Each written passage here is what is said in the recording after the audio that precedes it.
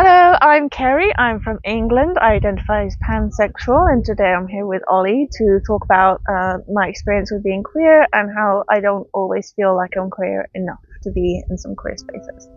Hello, my name is Oliver and I'm a trans guy who makes videos about LGBTQIA+ people where they get to talk about anything that they want that somehow relates to them being queer. Last year, Carrie spent a year as an exchange student in my city, Gothenburg. We became friends, so when she was back to volunteer during Pride this year, we sat down for a chat. I'm Carrie and I'm from England and I'm here with my friend Ollie today. This is how Carrie identifies. Well, I'm definitely a cis woman. I love being a girl and I've never had any problems with my gender, which I was going to say that's nice, but I don't know.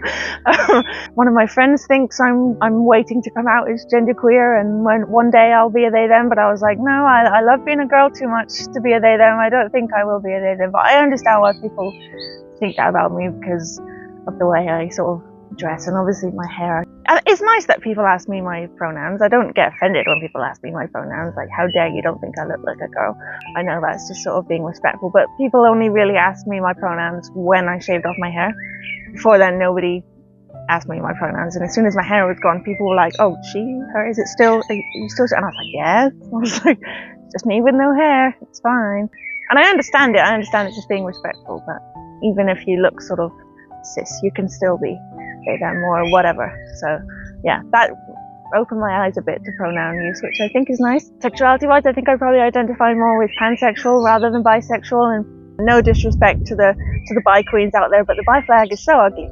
I just prefer the colour scheme of the pan flag definitely more. Carrie has only been public with her queer identity for around 2 years. When I first came to uni, like I wasn't out at all. I hadn't really dipped my toe in anything to do with being queer except from going to like pride festivals, but at that time I was sort of the token straight, even though I wasn't really straight at all, but like nobody really knew. I was not out at all, because even though I'm saying, oh, it's my business, I don't care, like I still was very much like, it was a constant flu of, oh, I can't like that person because I'm not gay, I can't like that person because I'm not gay, I can't like that person, and then I was like, okay, well maybe I am, and maybe that's the point. Everyone's got to start somewhere, and just because I haven't quote unquote tried being gay before doesn't mean that I can't eventually, because everyone's got to start somewhere, you know. And it's true what they say about going to uni, you kind of do go off the rails a little bit, and so yeah, now I'm sort of accepted my queerness definitely, and my life has improved in lots of ways, and only positive things have come from it, which is something I know that I'm very lucky to be able to say. But yeah, I still sort of have this nagging feeling that perhaps maybe I'm not queer enough to sort of be in queer spaces or do sort of quote unquote queer things. I don't even know what that means. If somebody else told me, oh, I'm not gay enough, or I'm not queer enough, or I don't count here, I'll be like, how dare you say that? Like, you know, that's not true. But like to myself, I'm like, yeah, like. And obviously there are different experiences with being queer, but they are still all queer, you know. And even if my queer experience hasn't been very long and haven't been living as though I am queer for very long, I still am queer. And there are people older than me that are queer and they haven't come out as being queer, and I wouldn't discourage them from doing that because they've missed their chance. And there are people that have known they were queer since they were like 9, and it doesn't change anything about the fact that you are queer. And I know that, like, intuitively and theoretically I know that, but in practice I suppose it's harder to. I think everybody struggles with that inner critic in any type of way, but I think that's definitely something that I'm trying to work on, is thinking that it's okay for me to be in like queer spaces, or to say that I'm queer even though I've technically like not had a girlfriend or anything like that. I still say that I'm queer because I am, and I know I am, and just because I don't look queer or seem queer, I haven't done that many queer things, it doesn't mean that I'm not queer, because I still am queer. Even though Carrie, as many queer people, struggles with this internalized feeling of not being queer enough, she comes off as really confident. A lot of, especially my English friends, will say to me, oh, you know, you're so confident now, so how did that happen? Have you been out for like a long time? I usually just say to them, I just sort of have a lot of sort of sympathy for baby Carrie, because now it's like, oh, that was what was bothering me the whole time. And I realize that now. And when I look back on myself, it's like, it was so obvious, and why didn't you just like do anything about it? And it's like, that doesn't come from being in an unsupportive family or being in an unsupportive environment. Like, you know, my family are very accepting, and I've always surrounded myself with other people that are also accepting, and I've never felt any fear of coming out or telling people that I was having certain feelings or whatever. There was never a fear around that. It was just something that I just thought, well, I don't know. It just, for some reason, it just didn't occur to me that I could do that.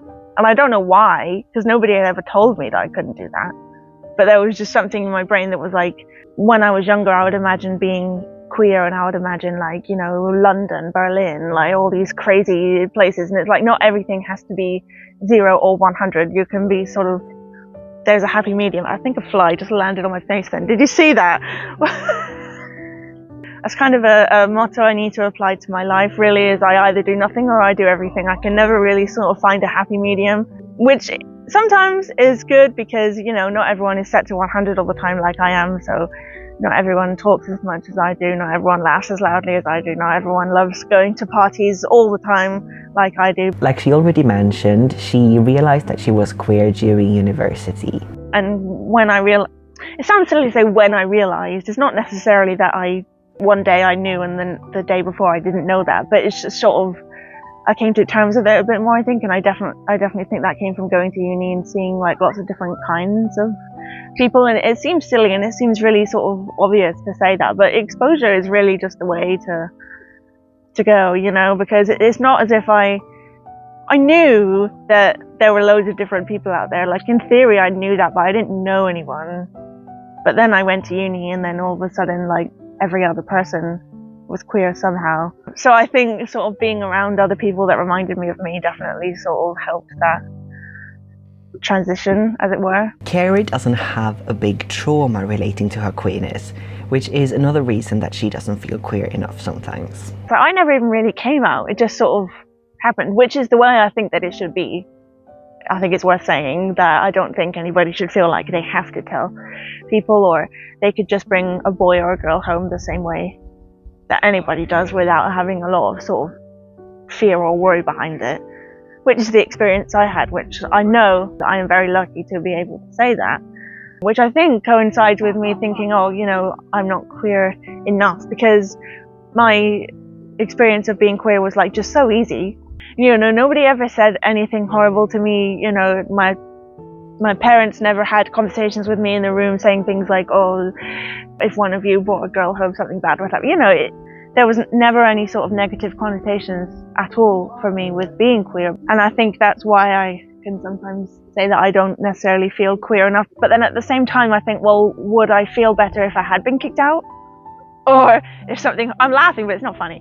Would I feel better if I was able to look back at my teenage years and think, oh my God, what a horrible time? Like, no, not really. Because I know plenty of other people that have had not very nice experiences with being queer and telling people that they're queer and trying to live as a queer person. I know that plenty of people have had awful experiences, which I wouldn't wish on anybody, and I never had that. And on one hand, it's like, yes, I'm very aware of how privileged and how lucky I am, and I'm very lucky to have been brought up in such a loving and accepting environment. And on the other hand, I think I just walked in here and I'm in amongst all these amazingly sort of brave and resilient people that have had awful things happen to them, and it's like I'm being put in the same group as them, and I didn't really do anything. I just sort of walked in. I almost feel like I haven't earned my queerness, which I can't be the only person that thinks like that. Carrie wants to end this video with a reflection on change. Sometimes you do sort of try different things before you settle into the way you turn out to be, and even if you do try things with the same sex and you end up like thinking, oh, okay, I think I am straight, that's still okay, and like, you know, you don't have to stay the way that you are, I guess. I highly doubt I'm going to turn back into being straight now, though.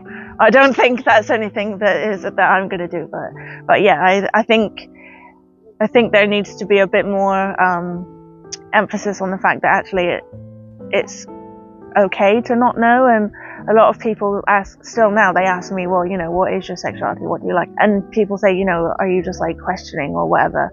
And I'm just like, well, I'm not questioning because I know the answer. And the answer is that it's ambiguous and that's okay. So that's kind of what I've learned to sort of answer with. And people just go, because at the end of the day, nobody really cares. It's not that big of a deal.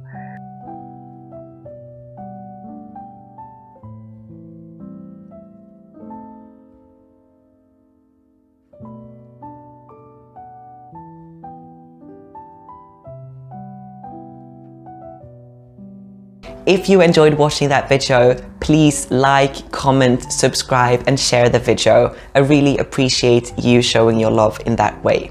If you also want to support the channel financially, that's possible via Patreon, but really no pressure. See you next time.